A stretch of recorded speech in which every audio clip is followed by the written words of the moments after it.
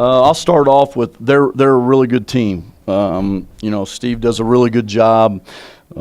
Impressed by the way they get up on you defensively, and we just didn't answer the bell as far as just being able to withstand their physicalness and be able to make jump shots. And I was real honest with the guys, and it's like I said earlier that it's my responsibility, it's my job. And right now, we haven't got it done. And here's what I told the guys, and that's why I'm late. And I was real honest with them because that's the only way I know how to be, and I'm not going to throw anybody under the bus or don't look at me because I'm a bad guy because I say this. But we had a lot of guys. If you look at my starting five, and I told our guys this, I was really candid with them. If you look at my starting five, there's not one of them in my starting five that's ever been a go-to guy. They've never been a go-to guy. So I got 5 guys that are in the starting lineup as role players that had a chance to develop and have got a great chance and opportunity, which I've given them. And they've worked really hard, and they're trying to get better. So I just told them that I think some of them didn't put the work in, and we tried to work, and we're continue to work. And I think they're really pressuring, but what they don't understand is a young group, except for Hugh. And Dee Dee's only been here, this is a year and a half, but what they've got to understand is that once you go through 7 games, that everybody scouts you. And everybody watches you, and everybody tries to figure out how to take stuff away from you, and everybody's going to make us make jump shots. And you can't shoot free throws the way we shoot free throws, and we just got to figure a way to make better shots. If you look at hustle plays, which we look at, 36 rebounds, I don't think they've ever been out-rebounded by a lot of teams. We had 19 offensive rebounds, which are hustle plays. We only had 10 turnovers against a press, which the team's they're really good. I mean, really good. They're athletic. They get on top of you. But I thought we had 10 turnovers, which I thought was really good. We had 8 blocks and 7 steals. But then you go to the thing that really matters in making shots. And I was real candid with them. I said we've run the same offense from 8 years. And we've won 7 championships in the 8 years that I've been here. So it's not the offense. It's just we got to figure out ways to make shots, get guys shots, play to their strengths. And I thought, to be honest with you, if we go over the film and you guys watch the game, I thought we had some really good looks. I thought we had some really good 15-footers. I think we got off to a bad start by taking the first quick shot, and you can't do that against them. You have to change sides of the floor, and you have to be patient. I thought our guys fought. And we're going to continue to fight. I got good kids in that room. And, it's like I said, it's my job, and I'm going to keep working and keep trying to get better. And we'll just keep trying to figure a way to manufacture some points. And, we got beat by an excellent team. Coach, you said yesterday, if everything's clicking, you can compete with everybody in this league. Tonight, you say you don't have a go-to guy. Does this roster have what it takes to compete with everybody in this league? Well, I think we have. It's just we have to play as a group. We have to score as a group. If you look at our roster, and I'm not saying this is just being honest. I just don't, it's, there's a 30-second timeout in crucial parts of games, and, you spend half the time, who should you go to? Who's hot? Who you just don't know. We don't have those guys. We don't have a guy to throw it to the post, and they're trying, guys. I mean, it's not like, and it's my responsibility to figure out how we can score the ball, but you can't shoot 30% and beat a team at that caliber. You just can't do it. I mean, I'm just, it's a little bit frustrating. It's frustrating for our kids. I mean, they're frustrated too, but, I told them they got to keep their head up, and I just said, it's one of these hard roads that we're on, and we just got to figure out how to get out of it. By the end of the game, I know this is all sort of snowball when it's a losing streak like this and stuff mounts, but by the end of the game, there weren't a whole lot of fans left. Right. Did that surprise you at all? Did you even notice the fans at all? I don't know. I mean, I'm trying to coach the game. I mean, we got great fans. There's 15,000 there. We just didn't get it. We just didn't get going and got off to a bad start and went down 13 at half. And then we just, you score 18 points at half. That's not going to get it done. Personally, not so much the team, but you and the coaching staff. This is the first 5 years or 5-game losing streak you guys have had since you've been here. And Yep. Iowa, you weren't through any of the 5-game losing streaks once you joined the staff. You haven't had a 5-game losing streak personally as a coach or an assistant at the college level. What's it going to take, for you personally to get over this? Well, I don't think you get over it. I think you just keep working harder. I'll face it. I'll get up in the morning, and the sun's going to come up, and I'm going to come back to work and try to make my team better. I don't have to get critiqued by everybody in town or everybody in the country. I'm my biggest critic, and I'll figure it out. I figured it out before, and we've always figured it out, but we got to come out of it. And I just don't know right now how we're going to do it, but we're going to continue to try to do it and continue to work hard. Specific to the game tonight, one player who probably hadn't been playing very well for a while, but did tonight, Lobos. I thought Yeah, he was excellent, but that's what I think O can do. I think O can block shots. I think he's always just been worried about his guy scoring or his guy getting a rebound, and he's always stayed too close to his guy.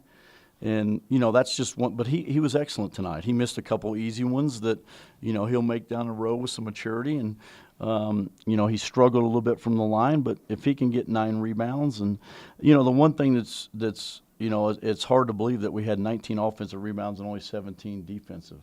We got to get some more defensive rebounds from our inside players and also our other players, but that's just part of it.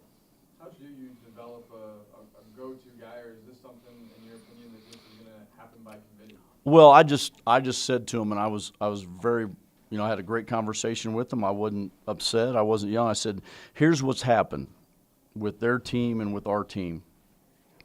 I said, we've lost 60 points of scoring out of our team last year with Cullen being out. 60 points, 58 point, I don't know what the exact number is. So I came back with Hugh, who was going to get a little bit more shots, playing with Cullen like he did against Boston College. He has 11 points in 8 minutes. So we were going to be able to get him some spot shots. Cullen was going to make some plays for him. So we thought we could use that as a thing. But if you look at their roster and you look at our roster, I talked about being, role players and players that have never played a lot of minutes or scored a lot of points. But Aquil Quinn did that too. He didn't play a lot last year either. But he's worked on his game. He's been confident. He's making shots. And our guys have had the same opportunity to develop and spend time in the gym. And, it's the same with Shrigley. Shrigley was a good role player for him last year, but he wasn't and he didn't play well tonight, but he's played well for him during the year. And then Pope had 2 broken legs. I mean, our guys got to develop. And they got, that's my responsibility, and I understand that. In years past, we've had great development, and I think we're having some good development. I thought Sam was excellent.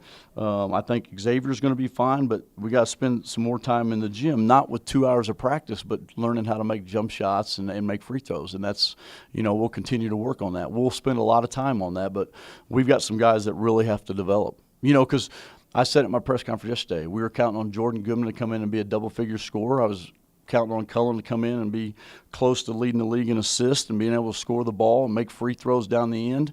And it just hadn't happened. There's not an excuse. It's just it hasn't happened. And then, the big fellow went to the NBA, and that's part of it. But that's where you have to sustain your program.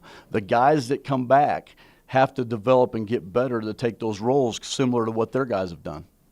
Coach, a couple times tonight, they went on a 9-0, 10-0 run.